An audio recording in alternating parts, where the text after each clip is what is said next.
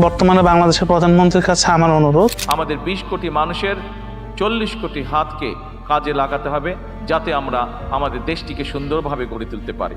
এটা আসলে আমার অনুরোধ না, বাংলাদেশের সকল যে সাধারণ জনগণ আছেন, সাধারণ প্রবাসীরা আছে, তাদের পক্ষ থেকে বাংলাদেশের প্রধানমন্ত্রী জনাব তারেক রহমানের কাছে অনুরোধ, দাবি, ইউরোপের যে এম্বাসিগুলো আছে তারা বাংলাদেশে আসুক এবং বাংলাদেশের সাথে ইউরোপের সবগুলো দেশের যে বাণিজ্যিক, সাংস্কৃতিক, শিক্ষা এবং উদ্ভাবন, এই 4টা সেক্টরে আমরা চাই একটা অভূতপূর্ব উন্নতি সাধন হোক, সম্পর্কটা উন্নত হোক। এবং সকল প্রবাসীদেরকে বলছি, আপনাদের সামনে যদি ভিডিওটা যায় আপনারা ভিডিওটা শেয়ার করেন। বর্তমানে আমি দাঁড়িয়ে আছি বাংলাদেশ এম্বাসি পোল্যান্ডের সামনে। আমার পিছনে দেখতে পাচ্ছেন বাংলাদেশের পতাকা উঠছে। পোল্যান্ডের সাথে বাংলাদেশের সম্পর্ক 1972 সালে শুরু হয়। 1972 সালের শুরুর দিকে পোল্যান্ড ইউরোপের দেশগুলোর মধ্যে প্রথম দিক হিসেবে বাংলাদেশকে স্বাধীন দেশ হিসেবে স্বীকৃতি প্রদান করো। সেই থেকে বাংলাদেশের সাথে পোল্যান্ডের কূটনৈতিক সম্পর্ক তৈরি হয়। আমি পোল্যান্ডের ইউনিভার্সিটি অফ ওয়ারশাতে মাস্টার্সে অধ্যয়নরত একজন শিক্ষার্থী। আমি বাংলাদেশি একজন স্টুডেন্ট। তো এখানে প্রচুর পরিমাণে স্টুডেন্ট এবং ওয়ার্কারদের জন্য স্কিলফুল অনেক অপরচুনিটি আছে। আমি ইশরাত বৃষ্টি। আমি পোল্যান্ডের একটি ইউনিভার্সিটি থেকে আমার মাস্টার স্টাডিজ কমপ্লিট করে বর্তমানে একজন ESL ট্রেনার হিসেবে কাজ করছি। আমার মনে হয় এখানে জীবনযাত্রার মান এবং টিউশন ফিস আমার জন্য যথেষ্ট এফোর্ডেবল ছিল এবং পোল্যান্ডের বিভিন্ন স্কলারশিপ এবং ফেলোশিপ প্রোগ্রাম যেগুলো বাংলাদেশি স্টুডেন্টদের জন্য একটি নতুন সম্ভাবনার দ্বার খুলে দিতে পারে। কৃষি নির্ভর বাংলাদেশের অর্থনীতি, কিন্তু বাংলাদেশের অর্থনীতিতে বৈদেশিক কর্মসংস্থান নির্ভর যে রেমিটেন্স, এটার প্রভাব কিন্তু অনেক বেশি। বাংলাদেশের অর্থনীতি, বাংলাদেশের সমাজ বা বাংলাদেশের যে কোনো বিষয় যদি আমরা চিন্তা করি, এরকমই বাংলাদেশে যখন উল্লেখযোগ্য কোনো আন্দোলনও হয় তখনও কিন্তু প্রবাসীদের ভূমিকা অনেক বেশি থাকে। বাংলাদেশের সর্বশেষ যে স্বৈরাচার বিরোধী আন্দোলন হয়েছে তখনও বাংলাদেশের প্রবাসীদের অবদান অনেক বেশি ছিল। রেমিটেন্স শাটডাউন সহ অনেক উদ্যোগের মাধ্যমে তখন এই পরিবর্তনে প্রবাসীরা অংশগ্রহণ করেন।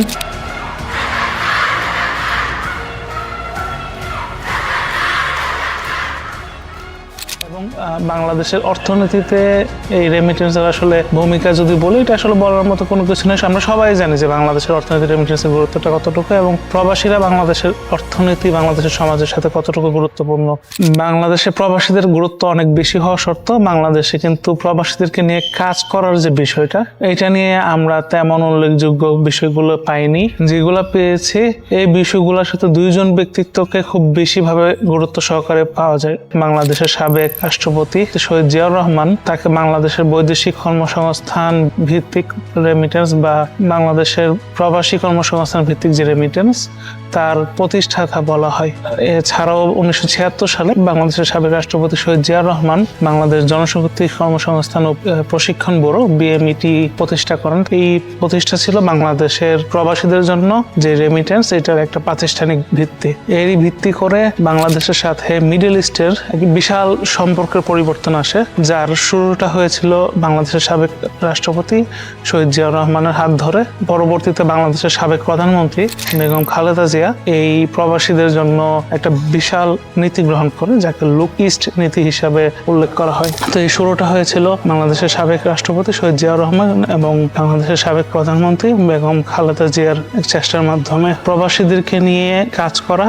এই 2 জন নেতা আসলে বাংলাদেশের প্রবাসীদের বা সাধারণ মানুষের মনে জায়গা করে নেওয়ার ক্ষেত্রে তাদের এই উদ্যোগটা অনেক বেশি ইম্পর্টেন্ট ছিল। আমরা যদি দেখি যে বাংলাদেশের না সারা পৃথিবীর ইতিহাসে যখন কোনো রাজনৈতিক ব্যক্তিত্ব পৃথিবী ত্যাগ করে, সেই মুহূর্তে বেশিরভাগ ক্ষেত্রেই তারা বেশি একটা ভালোবাসা, জনসাধারণের বেশি একটা ভালোবাসা পেয়ে পৃথিবী ত্যাগ করতে পারেন। আমরা যদি বাংলাদেশের সাবেক প্রধানমন্ত্রী বেগম খালেদা জিয়ার মৃত্যুর সময় দেখি, পৃথিবীর বিভিন্ন দেশের গণমাধ্যম তার যে অন্ত্যেষ্টিক্রিয়া বা তার যে মৃত্যুর সময় ছিল, এই সময়ে মানুষের যে স্রোত, এটাকে সি অফ হিউম্যানিটি বলে উল্লেখ করেছেন।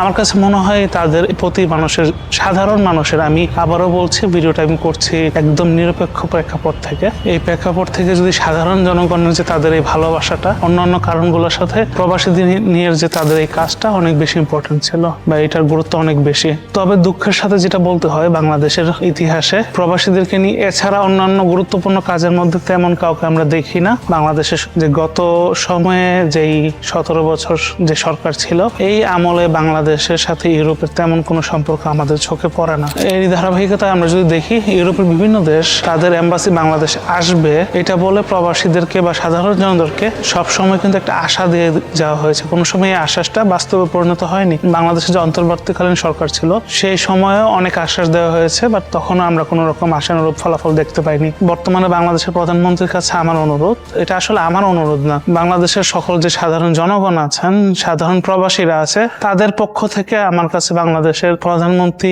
জনাব তারেক রহমানের কাছে অনুরোধ, দাবি, ইউরোপের যে এম্বাসিগুলো আছে তারা বাংলাদেশে আসুক। আমরা পূর্ববর্তী ইতিহাসে লুক ইস্ট নীতি গ্রহণ হতে দেখেছি, তো আমরা এখন প্রবাসীরা চাই জনাব তারেক রহমানের নেতৃত্বে বাংলাদেশ লুক ওয়েস্ট নীতি গ্রহণ করুক। বাংলাদেশের সকল যে ইউরোপের দেশগুলো আছে সবগুলো দেশের এম্বাসি আসুক এবং বাংলাদেশের সাথে ইউরোপের সবগুলো দেশের যে বাণিজ্যিক, সাংস্কৃতিক, শিক্ষা এবং উদ্ভাবন, এই 4টা সেক্টরে আমরা চাই একটা অভূতপূর্ব উন্নতি সাধন হোক, সম্পর্কটা উন্নত হোক।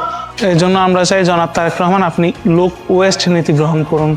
এটা আপনার কাছে আমাদের প্রবাসীদের সাধারণ জনগণের একটা সাধারণ দাবি। আমাদের পার্শ্ববর্তী দেশের প্রধানমন্ত্রী 2024 সালের অগাস্ট মাসে পোল্যান্ডে রাষ্ট্রীয় সফরে আসে। এর পরবর্তীতে আমরা দেখতে পাই যে পোল্যান্ডের সাথে তাদের একটা বিশাল সম্পর্কের পরিবর্তন হয় এবং ঘনিষ্ঠতা তৈরি হয়। বাংলাদেশের প্রধানমন্ত্রী জনাব তারেক রহমান প্রথম যে রাষ্ট্রীয় সফর ছিল মালয়েশিয়ায়, এরপরে কিন্তু আমরা দেখতে পেয়েছি মালয়েশিয়াতে যেই থমকে যাওয়া বৈদেশিক কর্মসংস্থানের যে ক্ষেত্র ছিল সেটা খুলে গিয়েছে বা খোলার একটা প্রচেষ্টা চলছে এবং খুলে যাবেও। আমরা চাই সকল প্রবাসীদের পক্ষ থেকে বাংলাদেশে ইউরোপের সবগুলো দেশের এম্বাসি আসার জন্য যে পদক্ষেপ নেওয়া উচিত বাংলাদেশ সরকার এটা নেবেন এবং এই লুক ওয়েস্ট নীতি যতদিন গৃহীত না হবে আমরা প্রবাসীরা এই অনুরোধ চালিয়ে যাব।